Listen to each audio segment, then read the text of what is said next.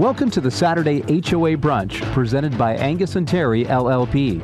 Please sit back, relax, and join Brad Epstein, Jonathan Broderick, and Viana Barbu for an hour of entertaining information about HOAs and HOA law on AM 1380, The Answer. Well, good morning, Sacramento. It's a nice, rainy day, right? Because we need the water. Oh, it's so nice. Absolutely. Yeah. It's a Saturday HOA Brunch. Viana Barbu, Brad Epstein. We have another special guest today. As usual, we're here for work, right? Because we've got to discuss community associations. That's right. Yeah. We're all about community association law. We're a law firm, Angius&Terry, and we just represent community associations. And today we're going to talk about some really interesting subjects. In the past, we talked about rules, board meetings, insurance, pet restrictions, basically your people, pets, and parking kind of stuff, right? Absolutely. Okay, Viana, what are we going to talk about today? So today we're talking about association maintenance responsibilities, repair and replacement, with a focus on construction defect and especially balcony issues. I know in our area recently there have been quite a few balcony mishaps that have led to some serious damages and even death. So we have an expert in the office, in the studio, not in the office today, that could tell us more about how to maintain balconies. Yeah, so let's introduce our guest. She's kind of popular in the industry. Kinda. She's been around for a long time, right? Reagan Brown. Reagan, welcome to the Saturday HOA Brunch. Thank you. I'm happy to be here. So, Reagan, tell us a little bit about yourself, your history in the industry, your company, the GB Group. Just give us the whole resume with all of your experience and accolades. Well, thank you. So, yes, as you mentioned, we've been in business 25 years. I am the president of GB Group. And yes, it's a woman-owned construction company. We have been throughout Nevada, California, Arizona, and we're currently in Sacramento, San Ramon, South San Jose. And we specialize entirely with homeowner association, reconstruction, repairs, and other mishaps that they go through at their But you have condos. some kind of extra things that you do that separate yourself from maybe some of the others with infrared and thermal imagery and all kinds of goodies that you use for invasive testing on maybe balconies so that we make sure that people don't die when they collapse? For non-invasive testing, yes, we use infrared. We also have a ultrasound and a couple other types of technological tools that we like to use just to give us a better understanding of what's going on within the building themselves. Wow, pretty exciting. So do you want to real quick, Counselor, clarify two different types of associations real quick? Yeah, so because today what we're going to be focusing on is balconies and the maintenance, repair, and replacement of them, we kind of want to figure out where balconies fall with the different classifications of associations and the different components. And so there's basically two types of community associations. On the one hand, you have the planned developments or the planned unit developments. And on the other hand, you have, what do you have, Viana? You have condominiums, right? Right. So you have condominiums, planned unit developments, and then there's actually three types of property in those two different kinds of communities. So it gets even more confusing a little bit. Right. So how do you tell the difference between a condominium association and a planned development on the other hand? And so it's real easy. You just think of what the owner owns, the individual owners. The individual owners, they're either going to own a lot or a unit, a lot or a unit. And what that means is that if you are in a planned development, you as an owner, you're going to own the dirt. You're going to actually own the dirt upon which your home is built. Whereas in contrast, if you're a condominium owner, then you're going to own an airspace. So you own from the walls, the floors, the ceilings in. And what makes it more interesting is that in addition to being a condominium owner that owns the airspace, you also own an interest, an exclusive use interest in a separate area outside the unit, and that's what we're going to focus on today. And that would be the exclusive use common area. So you have common area, you have a lot/unit, and you have exclusive use common area. And exclusive use common area includes balconies in particular, but also patios and carports. So that's the framework we're going to look at today. And this is really important stuff. And that's why we have Reagan Brown with GB Group with us today. So she's going to help us clarify that. And she's really going to tell us some really interesting things about maintenance, repair, and replacement that I didn't know. I've been in the business for 20 years, and these are things that I learn all the time by being in the same industry with Reagan Brown, with GB Group. And in addition to what we talked about before, infrared, right? We're going to talk about different ways that associations should maintain their balconies. So this is really important stuff. We're honored for Reagan to be here today. And so, Viana, you want to tell us a little bit more about exclusive use common area versus units on one hand and lots on the other hand in common area. So in particular, who is responsible to maintain the common area? Well, first of all, let's step back just a little bit and remind our listeners that when we're talking about homeowner associations, we're talking about the Davis-Sterling Act when it comes to the law. So the Davis-Sterling Act is part of the Civil Code, the California Civil Code, that deals with how homeowner associations should be run. And of course, it does touch on maintenance, although it's a very short, brief provision on what maintenance responsibility generally should be. So basically, unless the governing documents say otherwise, the association is responsible for maintenance, repair, and replacement of the common area, with the exception of exclusive use common area, and the owners are responsible for maintaining their lots or units and the exclusive use common area. So where it gets a little bit interesting is that we actually have a change in this law, a slight change in this law coming up in 2017, which I think we'll talk about in a little bit. So Reagan, go ahead, Reagan. One of the things that really brought the whole balcony issue to the forefront is the June 16th collapse of the Berkeley balcony that killed 6 kids and seriously injured 7. The thing that really surprised everybody and what made it so difficult, it was a new building. It was a very good-looking building. It didn't have obvious decay or problems. And so the questions started to come out really quickly about, was it built according to building code? Was it a construction defect? Was it not properly maintained? And so that's sort of where we start this conversation about balcony inspections. Yeah, so Reagan, what would you generally do to go out and inspect a community like that in the balconies to prevent a tragedy like the one that happened in Berkeley in June? What are types of things that the GB Group can do so that you can go out and try to identify some of these issues that might be there, but not necessarily visible directly? You can't see them, right? Right. So one of the things, no matter the age of any business, any building, is we want to go and take a look and assess the condition of the entire building at that point. That will help us determine whether we're looking at a construction defect or a maintenance issue.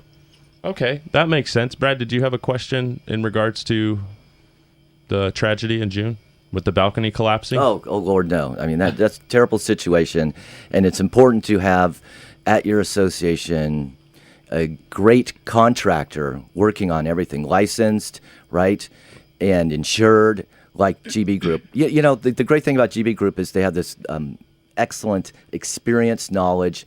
They know community associations. Why would you? It's like us. People come to us. We're association attorneys. Because of that, they're not going to come to us and come to attorneys who don't specialize in associations. That'd be ridiculous. And so it's the same thing at your association. You need GB Group, a great contractor, because they know associations. Really, it's so important to have a specialty nowadays. And at your association, licensed, insured contractors like GB Group. All right, we're going to go to break. We're going to talk more with Reagan. She's got a bunch of nuggets for us. So I'm looking forward to the second segment of our show. Drive safe. It's raining outside, and stay with us. Thanks. 1380 KTKZ salutes our troops this holiday season. Hey, my name's Senior Airman Blue Bailey, and I'm currently deployed right now. I just wanted to reach out to my family, my friends, and my wife, Laura. Just want to say that I love you guys so much, and I miss you. And I can't wait to be home and see all of you again. Thank you to all our soldiers and their families this holiday season. Brought to you by Elk Grove Milling, home of Stable Mix brand horse feed. for healthier, happier horses. If your community association has a good relationship with their current management company, you can stop listening. However, if you are struggling with your current service provider, we'd love to talk with you to see if Omni Community Management would be a good fit. Transparency, education, communication, and trust are just 4 of the qualities that set Omni apart. This is Rolf Crocker, CEO of Omni.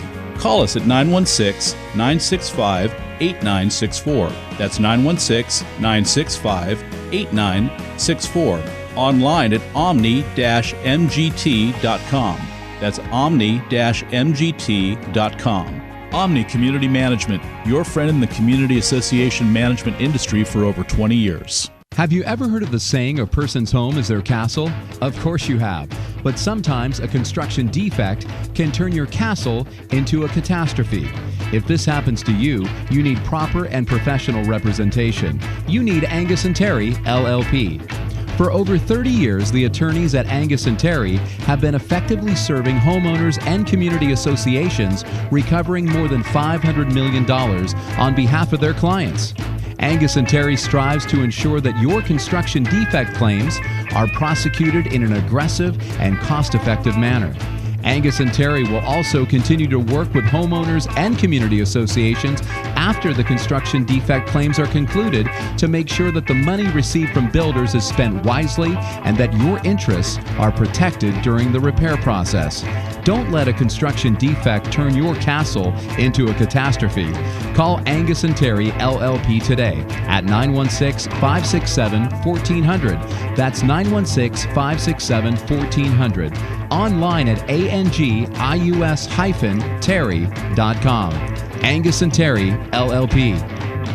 Professional Parking Enforcement, or PPE, was created to provide effective parking solutions for all types of parking issues.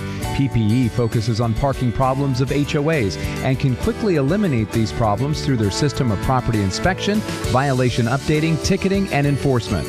Contact PPE today at 702-283-0628, online at ppenv.com. PPE, promoting harmony in HOAs through parking and compliance enforcement. We take time to understand your community's needs. Silver Creek Association Management. We solve small problems before they become big ones. Silver Creek Association Management. We help make your community a better place to live. Silver Creek Association Management. It's what we do, because an association is more than just a bunch of homes. It's a community of people. We work with you to make better communities so homeowners can enjoy better lives. Silver Creek Association Management. Online at sc-manage.com. That's sc-manage.com. AM 1380, The Answer. You're listening to the Saturday HOA Brunch, presented by Angius&Terry LLP. And now your hosts, Brad Epstein, Jonathan Broderick, and Viana Barbu on AM 1380, The Answer. And welcome back to America's #1 community association talk radio show, right? Yeah, welcome back. Absolutely. And we're excited. We have an expert here. We have Miss Reagan Brown from the GB Group, and also now we want to check in with a caller, right, Brad? Yeah, so Carrie, are you on the line? Hey. Yes, I am. Excellent, I could hear you loud and clear. Well, good morning. How are you doing? I'm good. Good. Well, we're glad you're calling in. And you were the assistant to Skip Dom for a long time. And for our listeners, to remind them, Skip Dom, he is our lobbyist for the California Legislative Action Committee. Our lobbyist. What I mean by that is, I feel it's ours. I'm part of the community association industry, and this is the arm of the Community Association Institute that lobbies with the for state laws and federal laws, for that matter. And Skip is a mainstay. He came on our show. We're so happy they did when we talked about bills before they actually became laws. It was a fantastic show. That was a whole lot of fun. And one of our sponsors was on the show at the same time, Bob Browning. So, Carrie, we're glad you were really the reason why Skip was successful all these years, I'll say, right? She laughs. And so, Carrie, what we want to do is we want to hear about the charity that you were telling us about, and we want to make a donation. We want to make a $250 donation. So let everyone hear about your charity. What is your charity local to? It's local to Sacramento. So go ahead and tell us about that, Carrie. Okay, do is I'm a member and treasurer of the Roseville Eagles, Area 1582, and we do charity work. Our motto is people helping people. We contribute, we do fundraisers, spaghetti feeds, all types of different little things in our hall to try to raise money for any community function.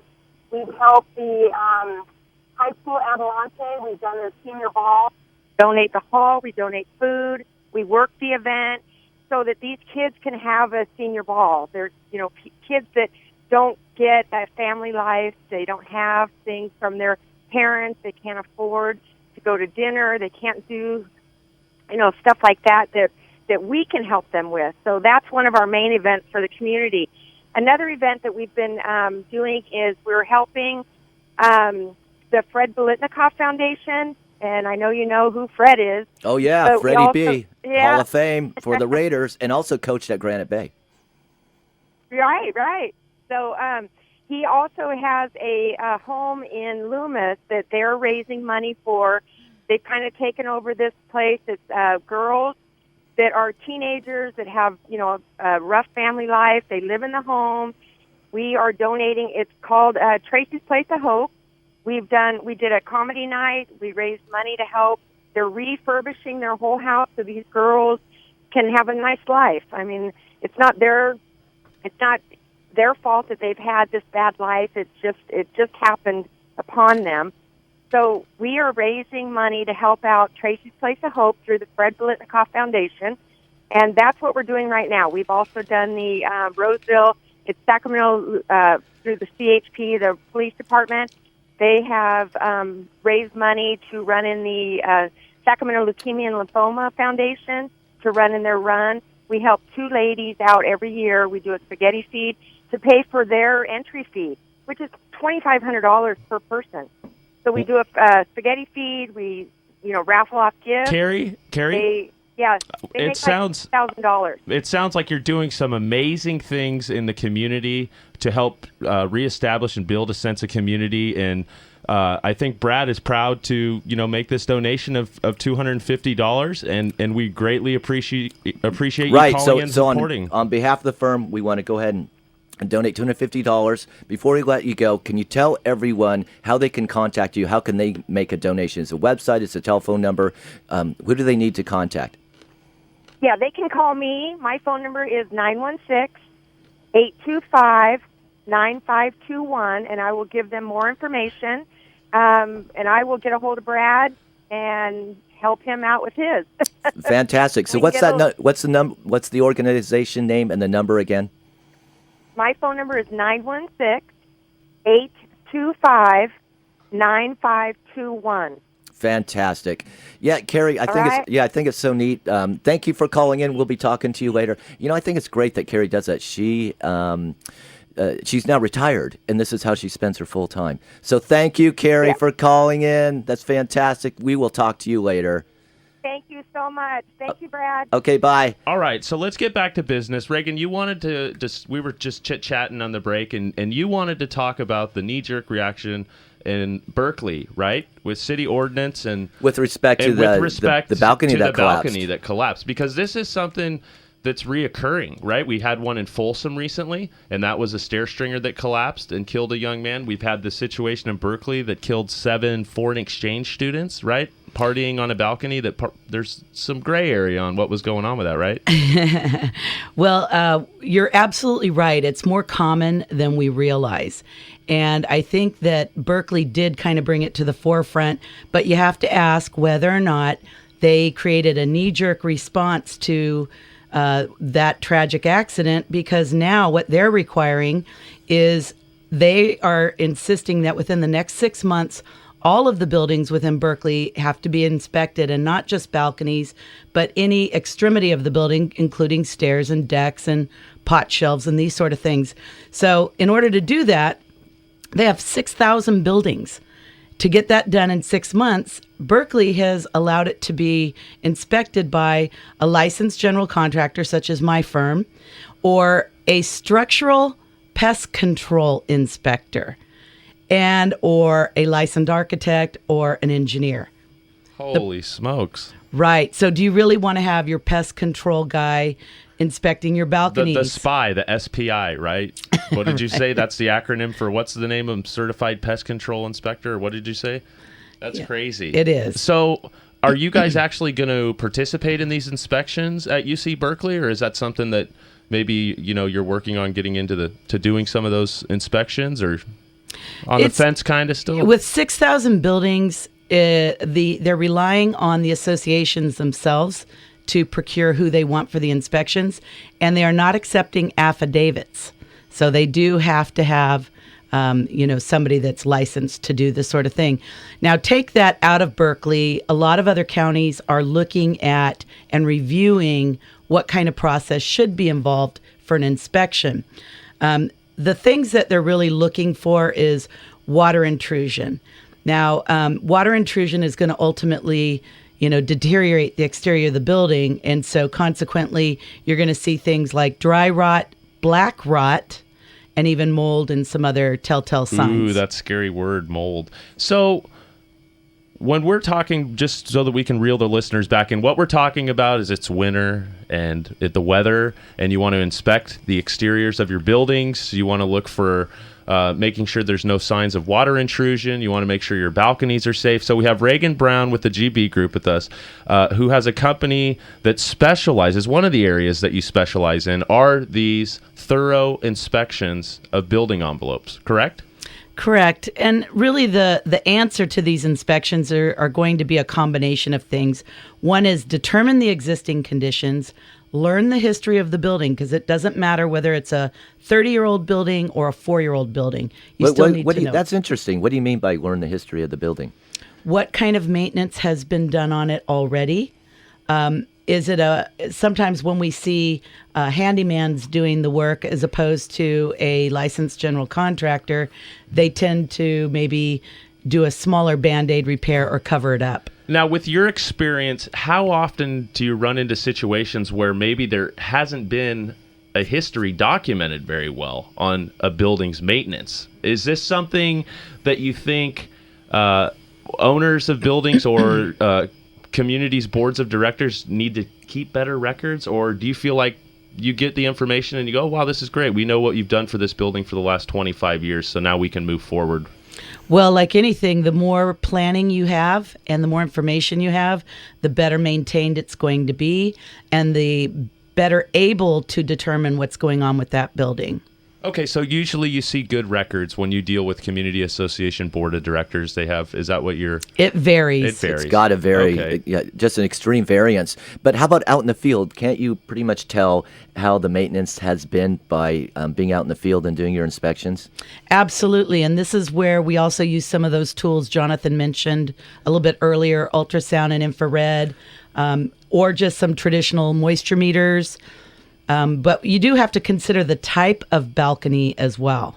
Okay, so what are some of the different types that you're going to see the majority of the time? Or is there a balcony style that's popular right now that they're going to try to reinvent the wheel because they've had these issues in the past? What do you see the trends are with balconies, Reagan? I guess there's is a question. Several different kinds for sure. An open relief balcony might be something that's just wrought iron and steel and doesn't have any covering around it.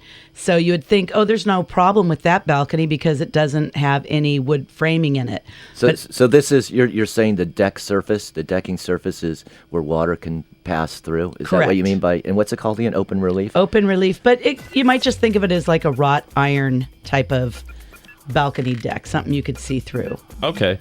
So that's the signal for us to go to break. When we come back, we're going to talk a little bit more maybe about some different styles of balconies. Let's talk about different types. And then we're going to maybe get into some different waterproofing systems for balconies. What do you think, Reagan? Sure. Which way do you want to go? It's your day. Let's talk about the different types of balconies. All right, perfect. We'll be back shortly. Stay with us.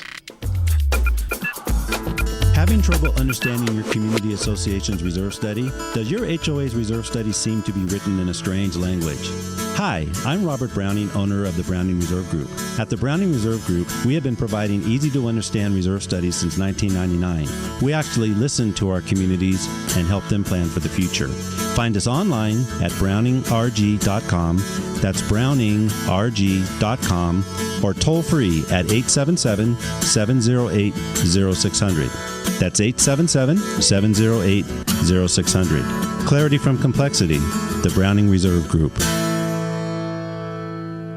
If you are a community association or manager, you know your banking relationship is vital to your success. At Sacramento Bank of Commerce, a division of Reagan Bank of Commerce, our industry expertise and personal attention make that task a breeze. With our specialized banking, lockbox, online banking, and remote deposit capture, trips to the bank are no longer necessary. And Sacramento Bank of Commerce can help your communities with a loan to repair, replace, or upgrade the investment. For local decisions and in-house processing, get in touch with our team today. Call Sacramento Bank of Commerce at 916-772-0131. Member FDIC, Equal Housing Lender. Did you see the story about the Homeowners Association? I wonder what their residents think. I don't know, but I love my condominium association. The place looks great and is well managed, and our property values are increasing. Well, that's a good thing. Community Associations Institute, CAI, has helped us build a great community. They have tools for safeguarding our investment, including education for our board and professional training for our manager. Just visit CAI at responsiblecommunities.com. Okay, responsiblecommunities.com. AM 1380, The Answer. You're listening to the Saturday HOA Brunch presented by Angius&Terry, LLP. And now your hosts, Brad Epstein, Jonathan Broderick, and Viana Barbu on AM 1380, The Answer. Hey, we're back in studio, and we are just cruising through this power hour, right, of community association information. We have an expert in the studio, Miss Reagan Brown from the GB Group. She has experience in all kinds of reconstruction projects throughout California and Nevada. And you've even fooled around with some high-rises and stuff too, right, Reagan? Don't let it get around. All right. Okay, so before we went to the break, what we're talking about is how, let's take a step back, right? In your community, your job is to protect and enhance, right, the community. So boards of directors and community associations would hire a firm like the GB Group. They'll come out. You want to see the history of the building. You're going to go out and do an inspection so that you can see what issues the building might have. Right? That's correct. And there's all different ways to look at it, whether you're using different types of tools or equipment, but do not just entirely rely on visual. That's why we were mentioning some of those types of tools we use, even a borescope that will open up and look inside the soffit. The soffit is the underneath part of that deck. And more often than not, we see a lot of balconies that are not open, but are closed up by stucco or siding or some other type of exterior. So we have to get in and look at these things. One of the things we do to do that is either use a borescope, or sometimes you just have to cut a hole and look. Can you describe, maybe use an example for borescope, ultrasound, infrared, all those different new modern techniques? So borescope is a camera that is on the end of a very thin, small stem. So we can put a small hole in, put the camera in. It's sort of like surgery, if you will. And it'll give you a chance to look around and see what's going on inside. Well, that makes it nice because you don't just need to go out there and start ripping stuff open. You can kind of methodically go through the community with a fine comb. It's not going to just disturb anybody because, everyone in the community, when you live in condominiums and there's 200 units and they start seeing stuff get ripped open, it's going to open a can of worms because everybody wants to know what's going on. Yeah, so using thermal imaging, one of the things we have to do with that is actually put a little bit of water on the balcony so we can see what it's doing, and then the thermal imaging will allow us to look at that. Using ultrasound, of course, it's just like it says. It's using ultrasound waves that we can hear, and we have to create a transmission in order to see if it passes through. Wow. And this is, I would say, wouldn't you agree with all of your experience, Brad, that balconies are one of the main culprits when it comes to defects in communities? Because they're just, if you don't pay attention to detail, if you don't use the right products, if you're not following the plans, these are the culprits for the leaks and the issues. And then you eventually run into the stuff you were talking about, dry rot, mold, and collapsing balconies. Right, and balconies can be very expensive to repair and replace. It's sort of a problem that could be hidden for years until a balcony needs to be replaced. And we're talking $6,000, $10,000, $15,000 for one balcony. That's not an unusual amount to have to pay to replace a balcony. Isn't that right, Reagan? Right. It so varies, you need of course, to consider right? the deck type, and that's going to tell you how much the price is to inspect it as well as replace it. Yeah, so Reagan, you were going to go through some of the types of balconies, and now that you mentioned type, what are some of them besides the open relief I think you mentioned? Right. There's also a wood slat or wood framing where there's, maybe about a half inch between the boards so that the water can pass through. There's also wood framing with a deck coating, which is very, very popular, or stucco, concrete topped, where they put a piece of plywood. It has a water protective barrier of some kind, and then they put the concrete right over the top of those. Yeah, all kinds of variations of balconies and styles throughout communities. Now, the reason why we're trying to really hone in on this is because what's exciting in 2017, there's a new law, right? Do you want to go over the new law? Yes. And it's going to have a big thing to do with balconies. Thank you, Jonathan. So it does give me an opportunity again to tell owners and boards and community association managers out there that this new law, it was passed in 2014, and it becomes effective January 1st, 2017. Yeah. Right, not this year, not 2016. So it gives, what the law wants to do is provide for associations the opportunity to get their act together with respect to this. What do I mean by that? Well, what the law says is that there's going to be a new allocation of the maintenance responsibilities regarding balconies, patios, carports, the exclusive use common areas, unless your CCNRs provide otherwise. So basically, it's as follows. Unless the CCNRs specifically say otherwise, the individual owners are responsible, per the law, to maintain, quote-unquote, maintain their balconies, other exclusive use common areas, while the association, again, unless the CCNRs provide otherwise, are going to be responsible to repair and replace those balconies and other exclusive use common areas. And so you need to have your CCNRs explicitly say, allocate this, because Vianna, is there a definition for maintenance? Number one, is there a definition for maintenance in this new law or in the Davis-Sterling Act? So we talked about maintenance allocations generally, but there's no definition of the word maintenance, and there's no definition of repair and replacement. So I think the confusion that this new law will cause is that owners are responsible for maintaining their exclusive use common areas, while associations are responsible for the repair. But when are you repairing a balcony? When are you maintaining it? I mean, and what's the difference? So that if you don't have definitions or clear understanding in your CCNRs, it's going to be hard to tell whose responsibility is to maintain and whose it is to repair. Right. So this is in the Davis-Sterling Act, and it's Civil Code Section 4775, if you want to look it up yourself. And what we're going to do is we're going to talk about an example. Right, Reagan? So the example is when decks, it was the second one you mentioned, where you have decks that have a type of coating. A type of coating on like them. A West Coat system or Correct. something like there that. You go. Right? That's really popular. You see that one. So first tell us not specifically saying that brand, that manufacturer, but how does that work? How does the, I guess the installation, what's the different layers on a balcony for a coating system type? Yeah, that's a really good question too, because deck coating systems, as they do vary a little bit, they have different layers. Some have a mesh or a fiberglass. Then they put a type of glue or resin before they put the final coating and clear coating over it. But one of the things that you can do if you have that type of system is you can actually use the warranty as part of your inspection. So for example, a product like Westcoat might give you a 5-year warranty, and then at the end of that 5 years, if you add one more clear coat to it, they'll give you another 5 years. So you can literally get the deck redone at a cheaper price, and it gets inspected by a manufacturer certified installer. So it's a really good way to have those decks looked at. I didn't know that. Is that one of Jonathan? Is that one of the nuggets that you said that Reagan was going to give us today? I would say that is a nugget, because that makes that company very reputable. They'll come out after 5 years, and they're going to come and they're going to guarantee your deck coating for another 5 years. Well, so what they do, that's kind of cool.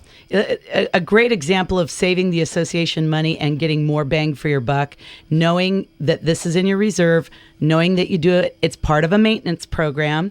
So if you spent $5,000 on getting a deck coated, At the end of that 5 years, for another $1,000, you can get 10 years out of that, as opposed to spending another $5,000. I guess like doubling down in blackjack, right? That's right. Okay, so in your opinion, then, what do you think's going to be the outcome of this new maintenance law in 2017?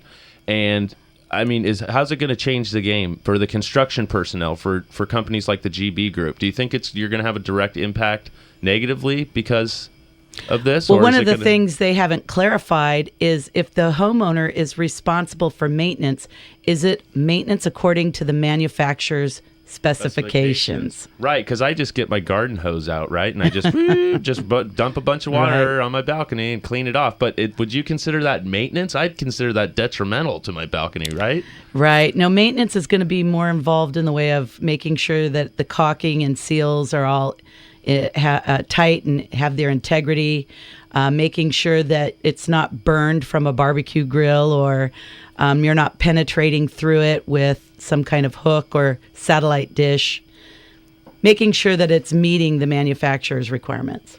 Right. So that is such a great example, because the association's board of directors, they need to look at their CCNRs, have their council look at their CCNRs, and determine if, in fact, they have balconies or any of the other exclusive use common areas, patios, carports, really are the main ones.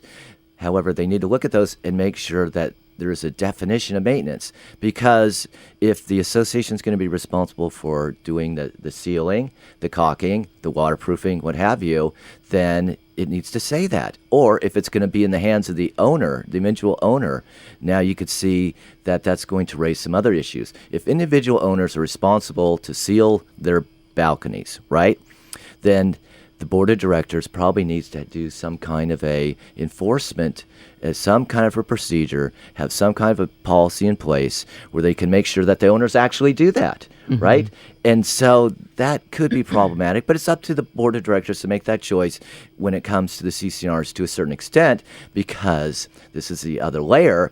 How do associations change their CCNRs? If a board of directors says, our CCNRs are not clear, they don't delineate, or we want to delineate it differently, how are CCNRs changed? They are changed through a vote of the owners, right? So you have to actually amend your CCNRs. The owners have to approve them. It's not the easiest process in the world. It's not the easiest. It's not the hardest. But you do need to get counsel and legal counsel for a CCNR amendment, and legal counsel will help association boards to go ahead and get the owner's vote. You need to get the owner's vote of approval, and even that is a little bit more complicated than it used to be, because you have the double envelope written secret ballot procedure now for CCNR amendments. It's a state law. You have to use that ballot procedure, right, Fiona? You can't just have a show of hands at a meeting. You can't have a verbal vote. You can't have ballots where the owner signs their name on the ballot, right? Right. So I think if you're going to amend your CCNRs, you should take a look at your CCNRs well before 2017. See if you have a definition of maintenance, if you have the maintenance obligations divided correctly or allocated as your association is currently doing business. So take a look at that, and then reserve some time to have a chance to amend the CCNRs and get the owner's approval. Yeah, and you know what? I think what would be really helpful is if in fact an association is deciding to go ahead and go through a CCNR amendment, and again, it's 30 days minimum to send the ballots out. When an association does that, typically they'll have a meeting with the owners and explain what's going on. Okay, now we're going to have the association responsible to maintain the decks, and maintenance of the decks is as follows. And so you need Reagan there, you need GB Group there at your meeting to go ahead and let everyone know, what does maintenance mean? We want an expert. When board of directors make decisions, and this would be a decision to go ahead and go out to vote to have a CCNR amendment, then the board of directors needs to rely on experts like GB Group, one of the best contractors, period, for associations. And Reagan will do it. She'll show up in the meeting, right? And you'll go, yeah, this is what we... She's got a hard hat and boots. I've seen her with the truck and ladder. She'll show up and crawl on that rope. Absolutely. So, hey, we're going to go to break. When we come back, we're going to wrap up this great show with Miss Reagan Brown from the GB Group. And I think we're going to maybe talk a little bit, Reagan? What do you want to talk about? Whatever you want. Reserve studies and maintenance responsibilities, more maintenance responsibilities, balconies. What do you want to talk about? You said it. All right, of them. Let's do it. We'll be back shortly. Thanks. Hi, I'm Morgan Fussell. My company, Broadband Agreements, negotiates cable television and broadband right of entry, access, and compensation agreements for your communities. At Broadband Agreements, we offer a free review of all agreements with a signed letter of authorization. Broadband Agreements will improve your community's income and/or savings, or you don't pay us a dime. Visit us at broadbandagreements.com. That's broadbandagreements.com. Or call me, Morgan Fussell, directly at 916-939-5026. That's 916-939-5026. Broadband Agreements online at broadbandagreements.com or 916-939-5026. The challenges presented by today's economy and rebounding housing market is forcing many homeowners association boards of directors to operate their HOAs more like a business. It's a balancing act of trying to stay solvent and still provide homeowners with quality amenities and services. One of the main challenges HOA boards are facing is attempting to recover unpaid HOA fees owed by delinquent homeowners.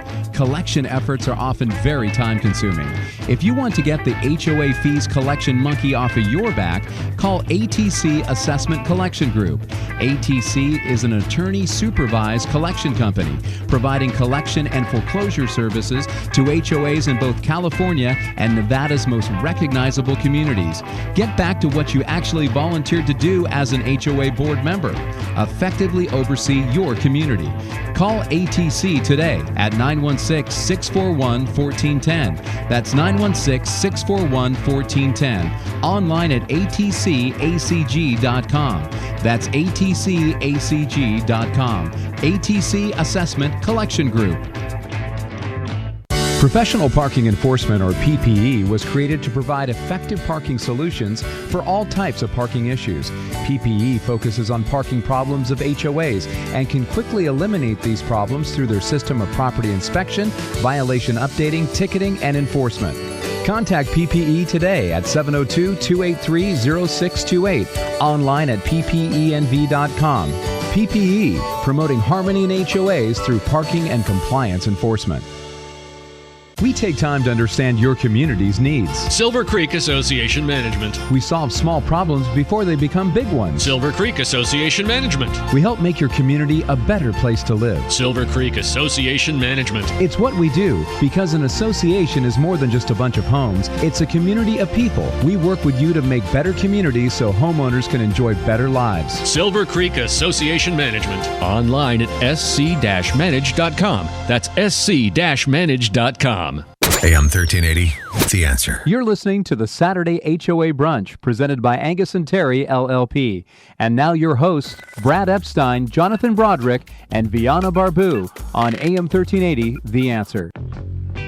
Approaching faster than I would like, but Christmas is almost here. I can see the cars piling in to the Arden Fair Mall from the beautiful studios here at KTKZ. And we're back for the last portion of our show.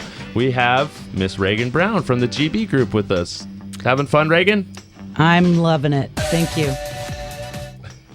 All right, so what was the last topic? What do we want to hit? We need to leave a couple more nuggets for the listenership this week.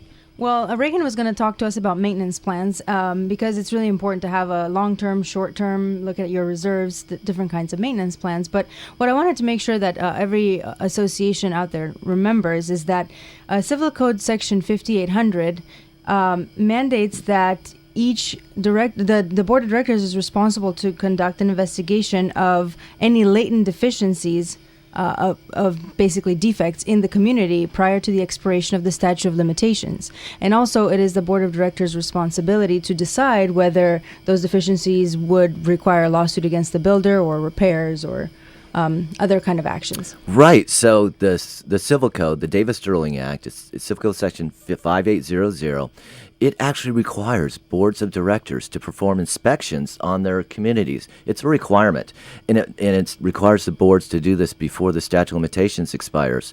And what the heck is the statute of limitation, right? That is the deadline to file a claim. Lawsuit. Yeah, Right, yeah. to make a claim for construction defects. People, pets, and parking are for sure important at associations. However, the infrastructure, the buildings themselves, the health of balconies is just as important, actually more important. And so it's important, get these inspections done by GB Group before the statute of limitations ends. So what are the different statute of limitations? You have the 10-year statute, the long one. People know that one, 10 years from when the building was completed. But also you have some shorter ones too. You may, and the law is a little bit unclear, but arguably you need to go ahead and make a claim within 3 years of when you discover defects in construction. Now, Reagan, when you're going to put together essentially a maintenance protocol for a community, right? What would be kind of your guidelines for, well, how often do we want to inspect? When should we inspect? And what kind of maintenance plan can you put together for a community so that you can be, move forward, be successful, and keep the integrity of the building, right, healthy? Right. A maintenance plan is separate from a reserve study plan, and that's the first thing to really recognize. And as you mentioned, the board's responsibility is to make sure that everything is being maintained regularly. If they have a real plan set up and they stand by it, that it doesn't fall on the manager to constantly remind the board. It's something that's part of the regular meeting. They can look at it, make sure that if they do have an on-site handyman or they are using an outside source such as my firm, then you want to make sure that that's always in the forefront, that it's taking place. You can set them up by seasonal. You can set them up by the manufacturer's requirements on the products that are installed, the different systems. But it is really important because that information can actually give you a little bit of a break sometimes with your insurance. It can give you a break with your reserve study. When your analyst comes along at that 3-year mark, they know exactly what's been going on. They can adjust those numbers so it doesn't just come out cookie cutter. Saves money. Yeah, so it's really super important because it's all about money, right? It's all about the associations. They are in the business of spending money. You have a budget, you get the assessments from the owners, and you have to spend it, and you have to allocate. And it's difficult. Budget season for associations is a really crazy time of year, and so in order to get accurate numbers, these inspections are really important. It's like the old saying: if you save a little bit of spend a little bit of money now, it'll save you from spending a lot of money later. I mean, heck, you can have different. Why is it important for insurance companies that you perform these inspections? I mean, think about the two terrible tragedies we talked about earlier. It could have saved these companies who were in charge of the these insurance companies, right? Yeah, it could millions of dollars. Right. So millions. That's right. Super important all around to go ahead and get these inspections done. And don't try these at home, right? You need to have a professional. You need GB Group to perform that inspection. You need to call Reagan, and they have a website. Now, where do you need call to contact Reagan? them. How do they contact you, Reagan? We have a website that you can go to and get all of our information for the office nearest you. You know what? Also, what's kind of neat is that if you want to find out anything about GB Group, all you have to do is ask anyone in the industry.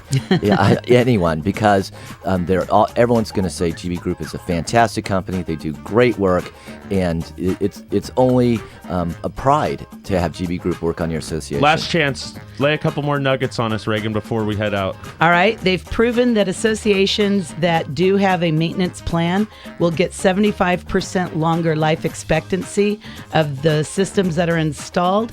If they do a regular preventative plan, they'll save 35 to 45% on replacement. There you go. That's huge. 2 nuggets. Yeah. Reagan, thank you for coming all the way over from the Bay Area and joining us on Saturday morning. And thank you so much. I think our listeners really enjoyed it. Loved it. Thank you for having me. Yeah, we'll give your sidekick a shout out. Your security guard showed up, Megan. Thanks again. Appreciate being here. All right, we'll be back next week, right? Day after Christmas. Thank you, listeners. Yep, we'll see you then.